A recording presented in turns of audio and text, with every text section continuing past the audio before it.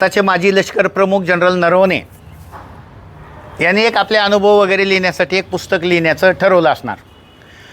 त्या पुस्तकाचं प्रकाशन अजून झालेलं नाही. त्या पुस्तकातले काही उतारे यांनी मिळवले आणि लोकसभेचे विरोधी पक्षनेते आणि काँग्रेसचे अध्यक्ष तरुण तडफदार नेते राहुल गांधी पार्लमेंटमध्ये भारतातल्या संरक्षण व्यवस्थेतल्या त्रुटी सांगायला लागल्या. वास्तविक जनरल नरवणे यांनी जे पुस्तक लिहिलेलं असणार त्याच्यामध्ये आपल्याला प्रशासकीय अडचणी कशा येतात हे सांगताना काहीतरी लिहिलेलं असणार.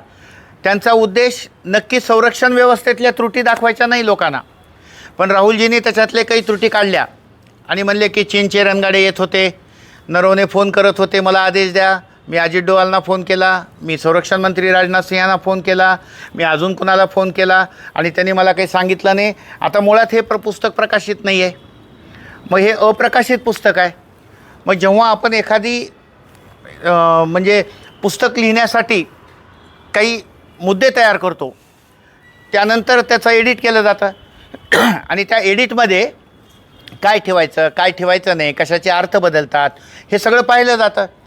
अशा अप्रकाशित पुस्तकाचं त्यातले काही आपल्या सोयीचे मजकूर घेऊन भारताच्या संरक्षण व्यवस्थेवर त्रुटी दाखवणं, एका संरक्षण मंत्र्यावर त्रुटी दाखवणं, त्याचबरोबर भारतीय जनता पक्षाच्या बाबतीमध्ये विरोध करणं, राजकारणाच्या ठिकाणी राजकारण करावं पण चीन कसा मजबूत आहे, भारतीय जनता पार्टी आणि संरक्षण खातं चीनला घाबरतं हे भारताचा विरोधी पक्षनेता म्हणतो.